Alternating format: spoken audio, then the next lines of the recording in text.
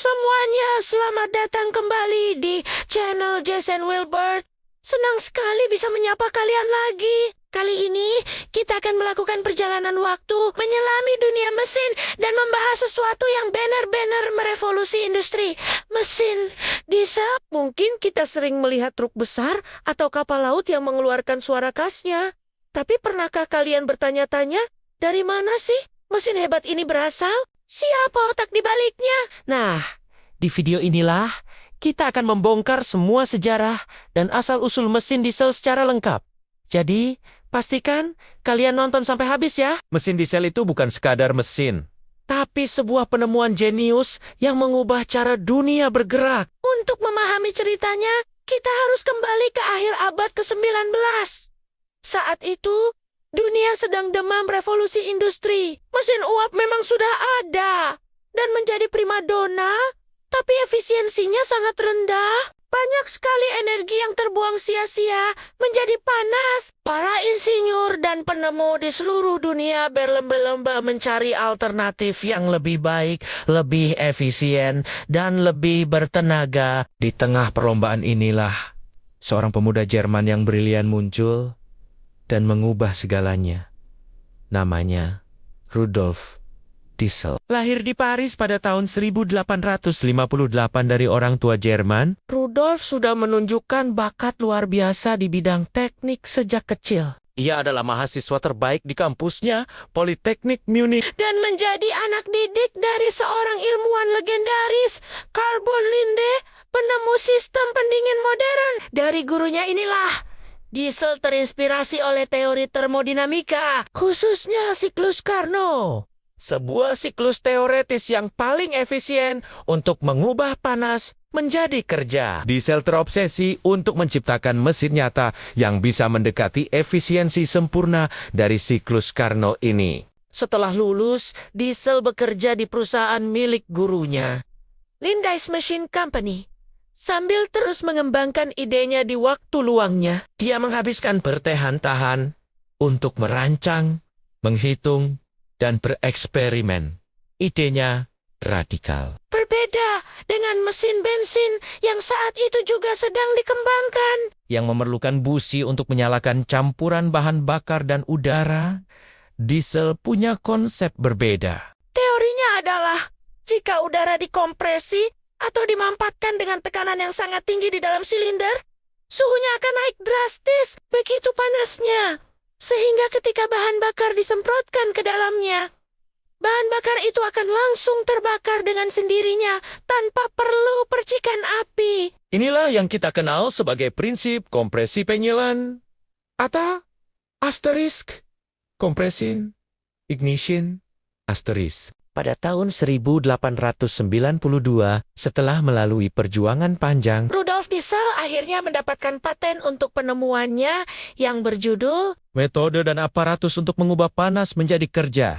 Namun, mendapatkan paten hanyalah langkah awal. Tantangan sebenarnya adalah membangun prototipe yang berfungsi. Dengan dukungan finansial dari beberapa perusahaan industri besar di Jerman seperti Maschinen and Fabrik Augsburg yang kemudian menjadi MAN, Diesel mulai membangun mesin pertamanya. Percobaan demi percobaan dilakukan. Prototipe pertama yang dibangun pada tahun 1893 hampir saja mencelakai dirinya karena ledakan yang terlalu kuat. Tapi Diesel tidak menyerah. Dia terus menyempurnakan desainnya. Akhirnya, pada tahun 1897, setelah 4 tahun kerja keras, pengujian tanpa henti, dan berbagai kegagalan, Rudolf Diesel berhasil. Dia mendemonstrasikan prototipe mesinnya yang berfungsi dengan sempurna. Mesin ini memiliki efisiensi termal yang luar biasa, sekitar 26%. 2 kali lipat lebih efisien dibandingkan mesin uap terbaik pada masa itu.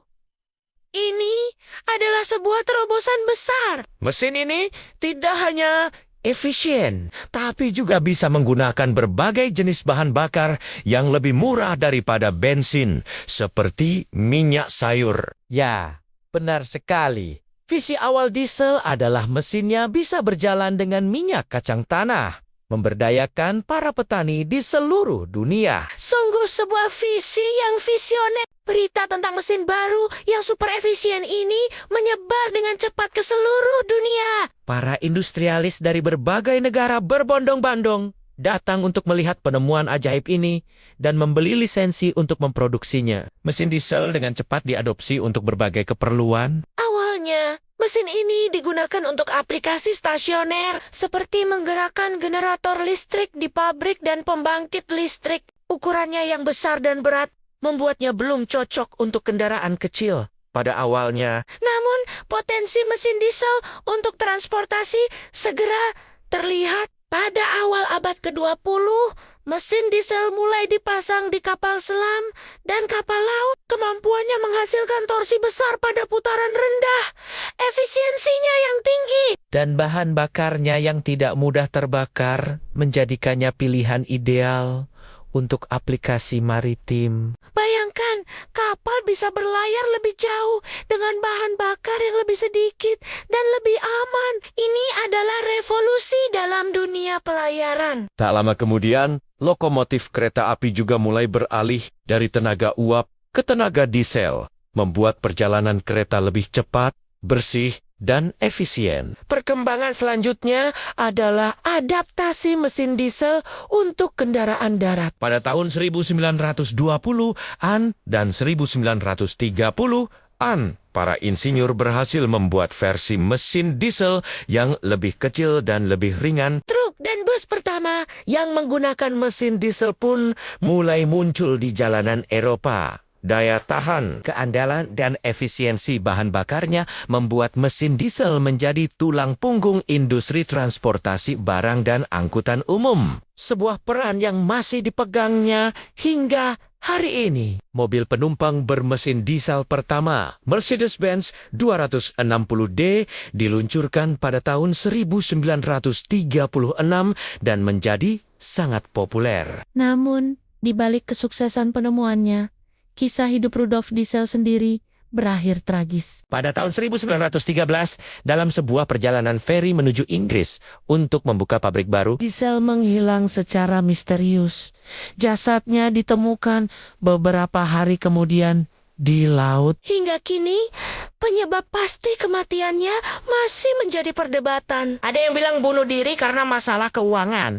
Ada juga teori konspirasi yang menyebutkan ia dibunuh. Sungguh sebuah akhir yang menyedihkan bagi seorang jenius yang telah memberikan begitu banyak bagi dunia. meskipun penciptanya telah tiada, warisan Rudolf Diesel terus hidup dan berkembang. Selama lebih dari 100 tahun, mesin diesel terus disempurnakan. Teknologi seperti turbocharging, common rail, direct injection, dan sistem kontrol emisi canggih telah membuat mesin diesel modern menjadi jauh lebih bertenaga, lebih efisien, dan lebih bersih daripada yang pernah dibayangkan oleh penemunya. Dari menggerakkan truk pengangkut barang, traktor di ladang, kapal tanker raksasa, hingga menjadi sumber daya darurat di rumah sakit. Mesin diesel adalah jantung yang tak terlihat, namun sangat vital bagi peradaban modern kita. Jadi, begitulah ceritanya. Kisah mesin diesel adalah kisah